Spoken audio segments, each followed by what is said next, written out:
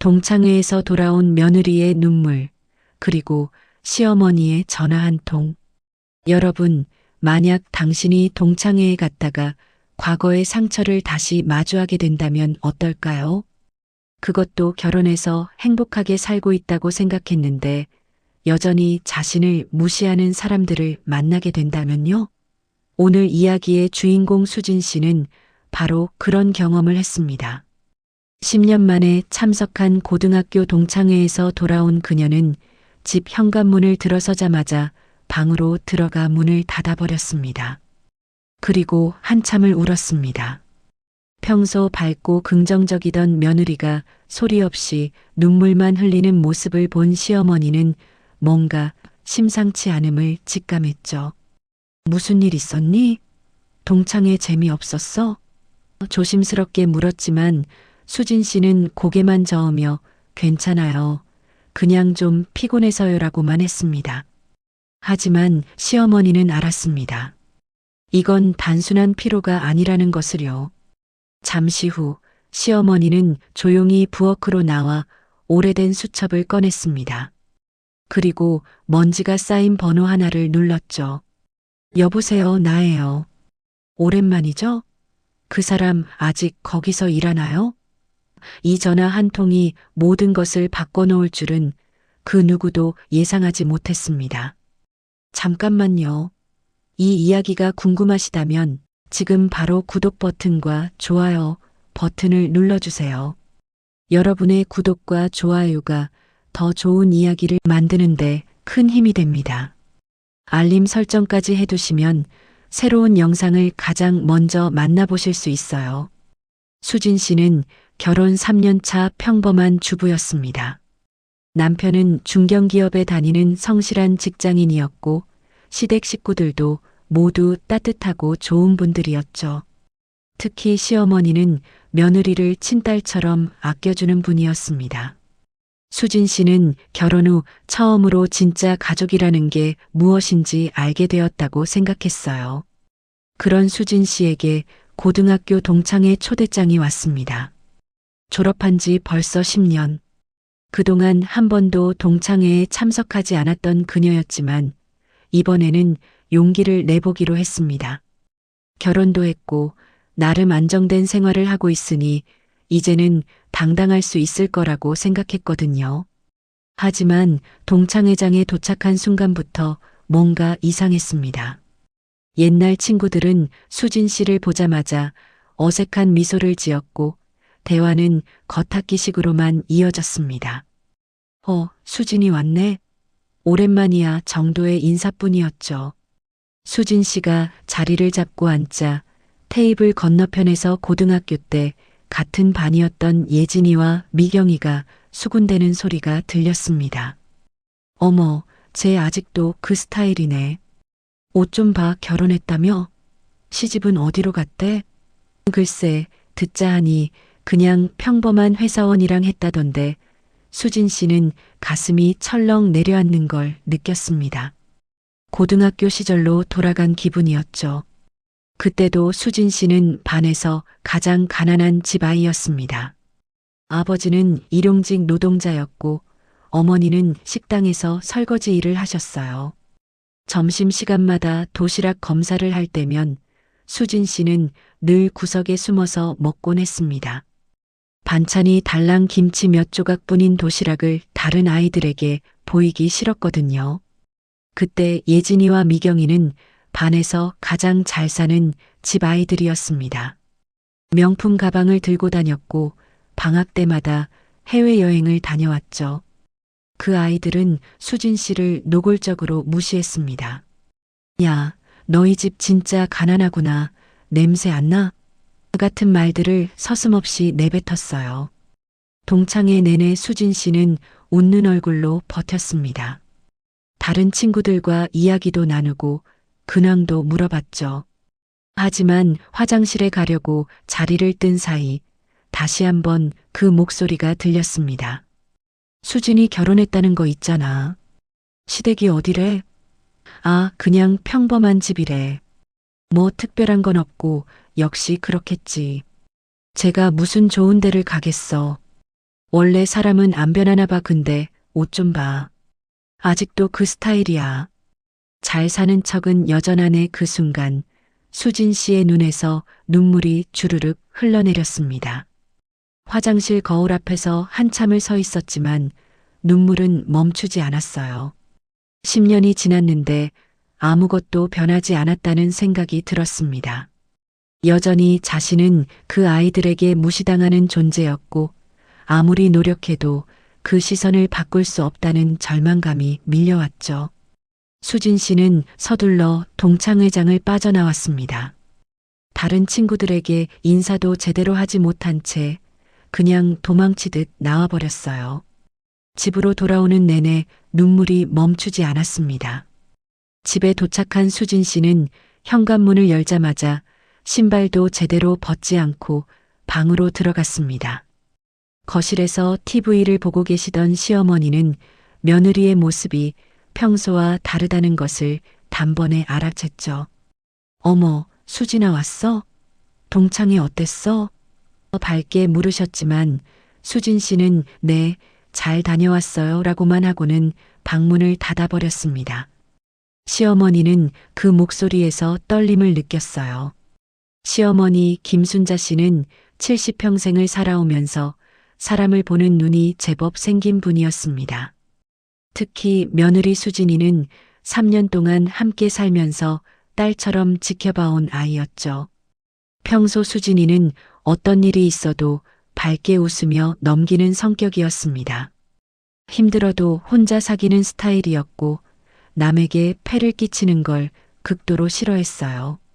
그런 아이가 집에 오자마자 방으로 들어가 문을 닫았다는 건 뭔가 큰 일이 있었다는 뜻이었습니다. 김순자 씨는 며느리 방 앞으로 조용히 다가갔습니다. 문틈 사이로 작은 흐느낌 소리가 들렸어요. 가슴이 미어지는 것 같았습니다. 저렇게 우는 모습은 처음 봤거든요. 문을 두드리고 싶었지만 김순자 씨는 참았습니다. 지금 당장 위로하는 것보다 더 필요한 게 있다는 걸 알았거든요. 며느리가 왜 우는지, 무슨 일이 있었는지 먼저 파악해야 했습니다. 김순자 씨는 조용히 부엌으로 갔습니다. 그리고 서랍 깊숙한 곳에 보관해 두었던 낡은 수첩을 꺼냈어요. 그 수첩에는 오래전 명함들과 전화번호들이 빼곡히 적혀 있었습니다. 김순자 씨의 친정은 꽤 유복한 집안이었습니다. 할아버지께서 사업을 하셨고 아버지도 그 사업을 물려받아 크게 키우셨죠. 김순자 씨는 3남매 중 막내딸로 태어나 부족함 없이 자랐습니다. 좋은 대학을 나왔고 당시로서는 드물게 직장 생활도 했어요. 하지만 김순자 씨는 화려한 삶을 원하지 않았습니다. 30살의 평범한 회사원이었던 남편을 만나 결혼했고 친정의 도움 없이 스스로의 힘으로 살아왔죠. 물론 친정과의 연은 완전히 끊은 건 아니었습니다. 오빠들이 하는 사업가도 가끔 연락하며 지냈고 필요할 때면 서로 도움을 주고받는 관계였어요. 김순자 씨는 수첩을 넘기다가 한 번호 앞에서 멈췄습니다. 큰오빠의 회사 전화번호였죠. 큰오빠는 현재 건설자재 유통업을 하고 있었고 이 지역에서는 꽤 알아주는 업체를 운영하고 있었습니다. 김순자 씨는 잠시 고민하다가 전화를 걸었습니다. 여보세요, 오빠? 나야, 순자야. 오랜만이네. 무슨 일이야? 오빠, 혹시 지금 시간 괜찮아? 물어볼 게 있어서 그래, 말해봐. 오빠 회사랑 거래하는 곳 중에 강혜진이라는 사람 아버지가 하는 회사 있지 않아? 전화 너머로 잠시 침묵이 흘렀습니다. 강혜진? 잠깐만, 강석호 사장 딸 말하는 거야? 응, 맞아. 그 사람. 그럼 있지. 우리랑 거래한 지 한 5년 됐나? 건축자재 도매상 하는 사람인데 거래 규모가 꽤 커. 왜? 무슨 일 있어? 김순자 씨는 잠시 말을 아끼다가 조심스럽게 물었습니다. 오빠, 그 사람 요즘 거래 조건 협상 중이라고 들었는데 맞아? 그걸 내가 어떻게 알아? 맞아. 내년도 계약 조건 때문에 지금 조율 중이야. 근데 진짜 왜 그래? 김순자 씨는 깊게 숨을 들이쉬었습니다. 오빠, 나한테 부탁 하나만 들어줄래? 자세한 건 나중에 얘기할게. 지금은 그냥 그 사람한테 경고 한번 해줄 수 있어? 경고? 무슨 경고? 사람 함부로 대하지 말라고. 특히 남의 집 며느리를 무시하지 말라고. 세상 참 좁다고, 어디서 어떻게 연결될지 모른다고 말해줘. 전화 너머 큰오빠는 잠시 의아해했지만 동생의 목소리에 담긴 진심을 느꼈습니다. 알았어. 내일 당장 한번 불러서 얘기해 볼게. 근데 순자야, 무슨 일 있는 거 맞지? 응, 조금 있어. 오빠한테는 나중에 자세히 얘기해 줄게. 고마워, 오빠. 전화를 끊은 김순자 씨는 수첩을 덮으며 작게 한숨을 내쉬었습니다. 이제 며느리에게 다가갈 시간이었습니다. 저녁 식사 시간이 되었지만 수진 씨는 방에서 나오지 않았습니다. 김순자 씨는 간단히 미역국과 반찬을 준비해서 쟁반에 담았어요. 그리고 며느리 방문을 조심스럽게 두드렸습니다. 수진아, 나야. 밥 먹어야지. 문 열어줄래? 한참 후에야 방문이 열렸습니다. 수진 씨의 눈은 퉁퉁 부어 있었고 얼굴은 눈물 자국으로 얼룩져 있었어요. 김순자 씨는 아무 말 없이 쟁반을 놓고 수진 씨 옆에 앉았습니다. 어머니, 죄송해요. 걱정 끼쳐드려서 수진 씨가 먼저 입을 열었습니다. 무슨 소리야? 우리 며느리가 우는데 내가 걱정 안 하면 누가 해? 동창회에서 무슨 일 있었니? 수진 씨는 처음에는 말하지 않으려 했습니다. 시어머니에게 걱정을 끼치고 싶지 않았거든요. 하지만 김순자 씨의 따뜻한 눈빛을 보니 더 이상 참을 수가 없었습니다. 어머니, 저는요. 수진 씨는 떨리는 목소리로 이야기를 시작했습니다. 고등학교 때 겪었던 일들, 가난했던 집안 형편, 친구들에게 무시당했던 기억들, 그리고 오늘 동창회에서 다시 들었던 그 말들.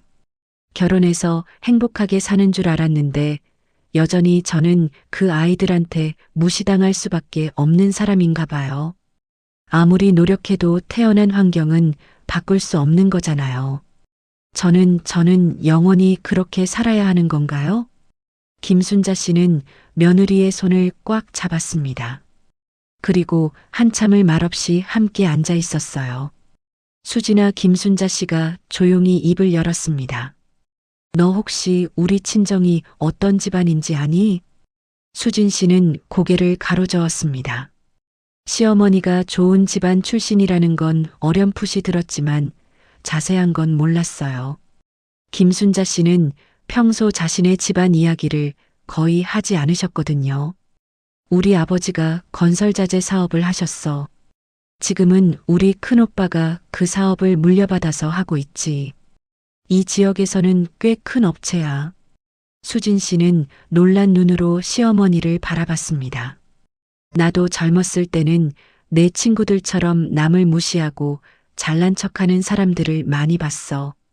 우리 집안이 좀 살았으니까 그런 사람들이 주변에 많았지. 하지만 나는 그런 삶이 싫었어. 진짜 행복은 돈이나 지위에서 오는 게 아니라는 걸 알았거든. 김순자 씨는 수진 씨의 손을 더 꽉 쥐었습니다. 그래서 나는 평범한 남편을 만나 결혼했어. 친정의 도움 없이 우리 힘으로 살았지. 물론 힘들 때도 많았어. 하지만 행복했어. 진짜 행복했어. 어머니, 수진아, 너 알아? 내가 우리 집에 처음 왔을 때 나는 딱 알았어. 이 아이가 진짜 좋은 아이구나. 돈도 없고 배경도 없지만 마음씨가 곱고 성실한 아이구나. 그래서 난 내가 우리 며느리가 되어서 정말 기뻤어. 수진 씨의 눈에서 다시 눈물이 흘러내렸습니다. 하지만 이번에는 슬픔의 눈물이 아니었어요. 내 가치는 말이야. 내가 어떤 집안에서 태어났느냐로 결정되는 게 아니야. 내가 어떤 사람이냐가 중요한 거지. 너는 착하고 성실하고 다른 사람을 배려할 줄 아는 사람이야. 그게 내 진짜 가치야.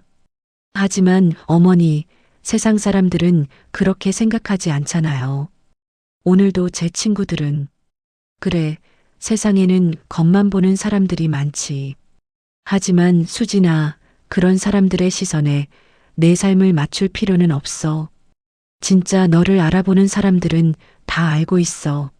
너의 진짜 가치를 말이야. 김순자 씨는 잠시 망설이다가 말을 이었습니다. 사실 아까 전화 한 통 했어. 우리 큰오빠한테. 네. 내 친구 중에 강혜진이라는 애 있지? 오늘 너한테 못되게 군 친구.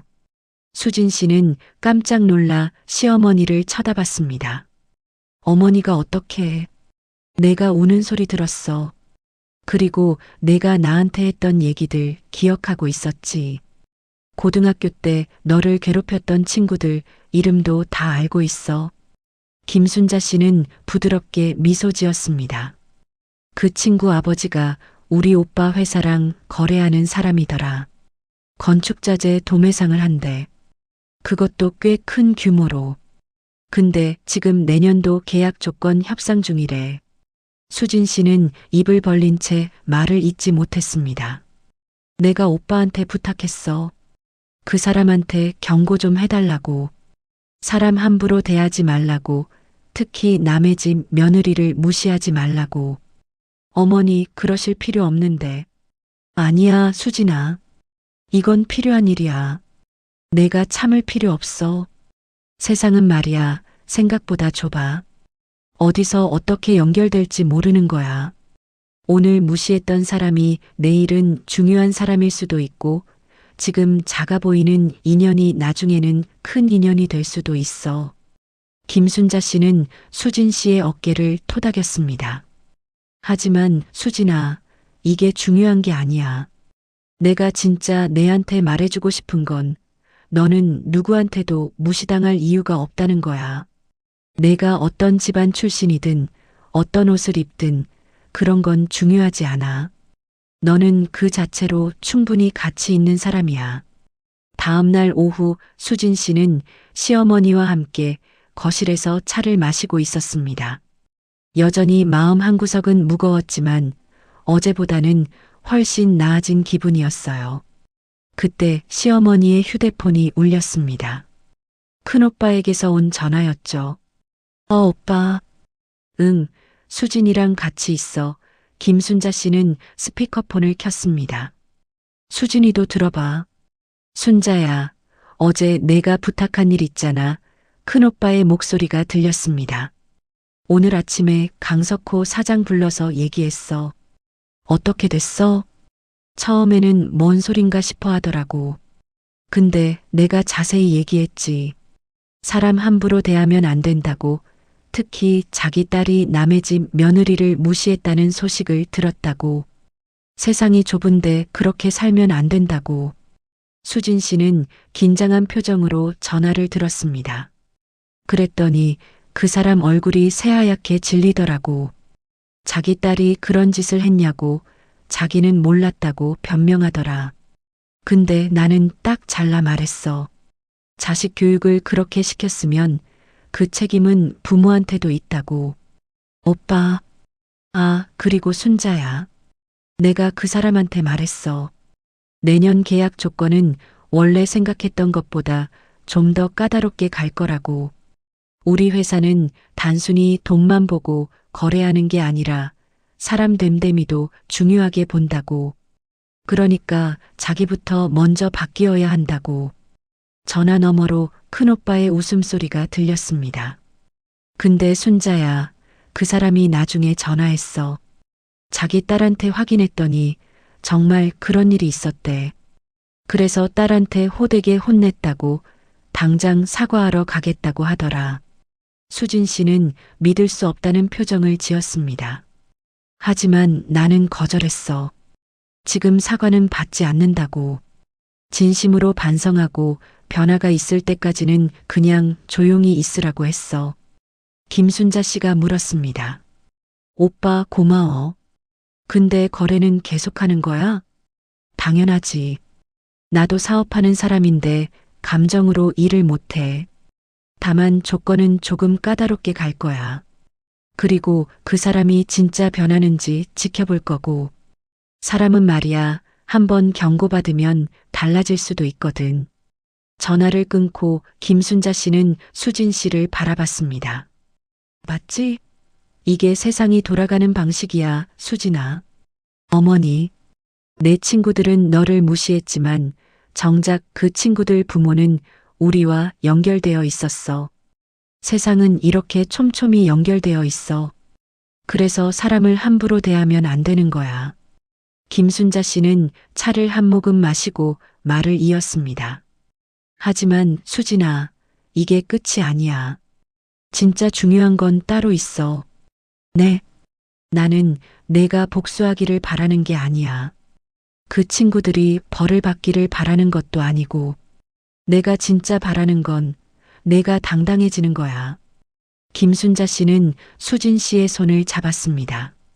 너는 아무 잘못도 안 했어. 가난하게 태어난 게 죄가 아니야. 부모를 선택할 수 없는 게 우리 잘못이야? 아니잖아. 하지만 우리는 우리가 어떤 사람이 될지는 선택할 수 있어. 그게 중요한 거야. 네, 어머니. 오늘 일은 그냥 우연이었어. 우리 오빠 회사랑 내 친구 아버지가 거래하는 게 우연이었고, 내가 전화한 것도 그냥 기회가 됐을 뿐이야. 하지만 이런 일이 없었다고 해도 너는 당당해야 해. 왜냐하면 너는 그럴 자격이 있으니까. 수진 씨는 고개를 끄덕였습니다. 어제와는 다른 기분이 들었어요. 뭔가 단단해지는 느낌이었습니다. 어머니, 감사해요. 정말 감사해요. 뭘 고마워해. 난 그냥 우리 며느리 지켜준 것뿐이야. 그리고 수진아, 앞으로는 이런 일 있으면 나한테 바로 얘기해.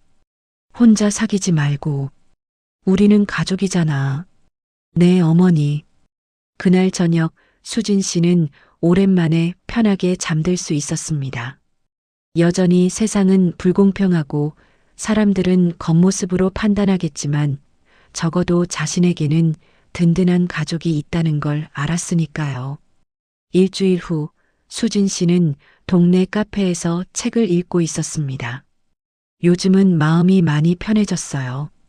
시어머니와의 대화 이후로 뭔가 달라진 기분이었습니다.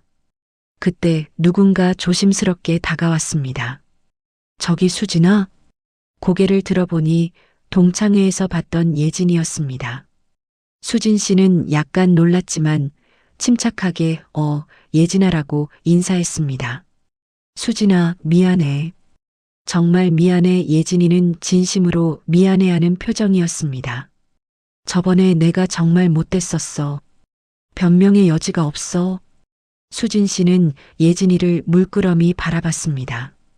우리 아버지한테 엄청 혼났어. 그리고 나도 많이 반성했어. 수진아, 나 진짜 잘못했어. 고등학교 때부터 지금까지 너한테 상처 많이 줬지?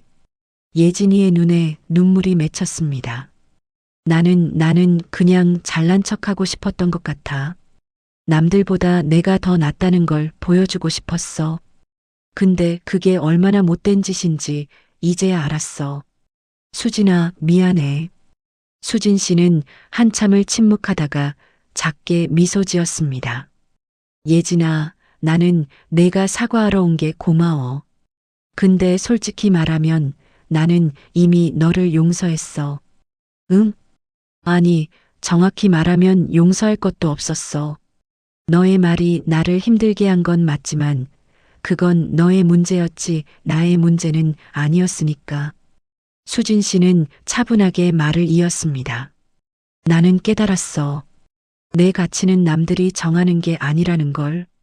내가 나를 무시하든 존중하든 그게 나를 바꾸지는 못해.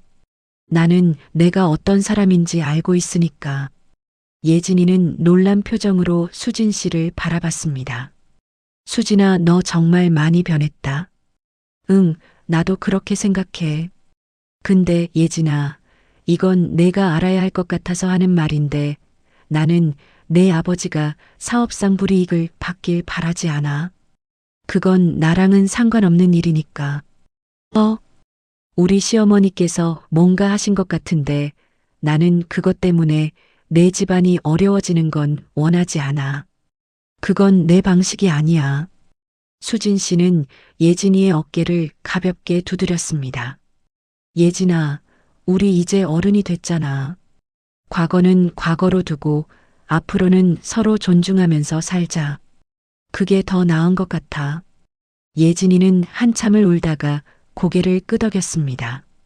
수진아, 고마워. 정말 고마워. 두 사람은 그날 오랜 시간 이야기를 나눴습니다. 고등학교 때의 일들, 서로가 겪었던 일들. 예진이도 예진이 나름의 어려움이 있었고 그 때문에 남들에게 강하게 보이려 했다는 것을 알게 되었죠. 집으로 돌아온 수진 씨는 시어머니에게 오늘 있었던 일을 이야기했습니다. 어머니, 오늘 예진이를 만났어요. 사과하러 왔더라고요. 그래, 그 아이가 반성을 했구나. 네, 진심으로 미안해하는 것 같았어요. 근데 어머니, 저는 생각해 봤는데요. 그 친구 아버지 회사랑 큰오빠님 거래 계속 잘 진행됐으면 좋겠어요. 김순자 씨는 며느리를 흐뭇하게 바라봤습니다. 그래, 수진아. 내가 그렇게 생각한다면 그렇게 하자.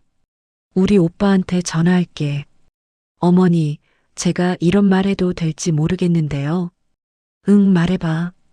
어머니가 가르쳐 주신 것처럼 진짜 가치는 남을 짓밟는 게 아니라 남을 일으켜 세우는 데 있는 것 같아요. 예진이가 반성했으면 이제는 그 아이도 변할 기회를 줘야 할 것 같아요. 김순자 씨는 며느리를 꼭 안아주었습니다. 수진아, 너 정말 훌륭한 사람이야. 내가 너한테 가르쳐 준 게 아니라 너는 원래 그런 사람이었어. 나는 그냥 내가 그걸 깨닫게 도와준 것뿐이야. 그날 밤 수진 씨는 일기장에 이렇게 썼습니다. 나는 오늘 깨달았다. 내 가치는 남들의 평가로 결정되지 않는다는 것을. 내가 어떤 집안에서 태어났든 어떤 옷을 입든 그런 건 중요하지 않다. 중요한 건 내가 어떤 사람이냐는 것. 나는 착하고 성실한 사람이고 남을 배려할 줄 아는 사람이다. 그게 나의 진짜 가치다. 그리고 나에게는 그 가치를 알아봐주는 사람들이 있다. 시어머니, 남편, 그리고 나를 진심으로 사랑해주는 사람들. 그들이 있기에 나는 당당할 수 있다. 앞으로도 나를 무시하는 사람들이 있을 것이다. 하지만 나는 더 이상 그들의 시선에 흔들리지 않을 것이다. 나는 나의 길을 갈 것이다. 당당하게, 그리고 떳떳하게. 그로부터 1년 후 수진 씨는 작은 베이커리 카페를 열었습니다. 어렸을 때부터 꿈꾸던 일이었죠. 시어머니와 남편의 전폭적인 지지 덕분에 용기를 낼 수 있었습니다. 카페 오픈 날 예상치 못한 손님이 찾아왔습니다. 바로 예진이었습니다. 수진아, 축하해. 내가 베이커리를 연다고 해서 꼭 와보고 싶었어. 예진이는 진심 어린 미소를 지으며 꽃다발을 건넸습니다. 고마워, 예진아. 두 사람은 카페 한쪽에 앉아 커피를 마시며 이야기를 나눴습니다. 예진이는 요즘 자원봉사 활동을 하고 있다고 했습니다. 예전의 자신을 반성하면서 더 나은 사람이 되기 위해 노력하고 있다고요. 수진아, 너 알아? 너를 보면서 나도 많이 배웠어. 진짜 강한 사람은 남을 짓밟는 사람이 아니라 어려움 속에서도 당당할 수 있는 사람이라는 걸.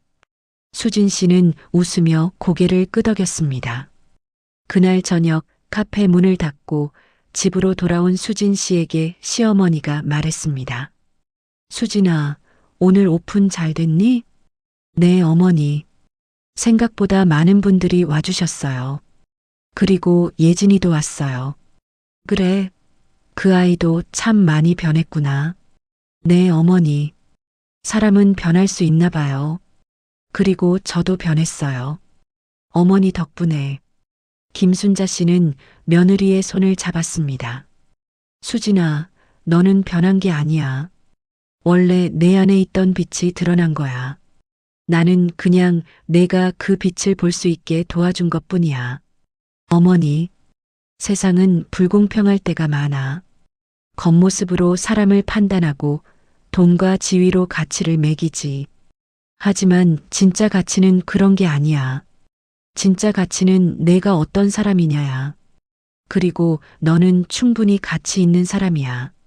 수진 씨는 시어머니를 꼭 안아드렸습니다. 1년 전 동창회에서 돌아와 울던 그날, 시어머니의 전화 한 통이 모든 걸 바꿔놓았습니다. 하지만 진짜 변화는 전화 때문이 아니었습니다. 시어머니가 보여준 사랑과 지지, 그리고 가르쳐준 삶의 지혜가 수진 씨를 진짜로 변화시킨 것이었죠. 이제 수진 씨는 알고 있습니다. 자신의 가치는 남들이 정하는 게 아니라는 것을.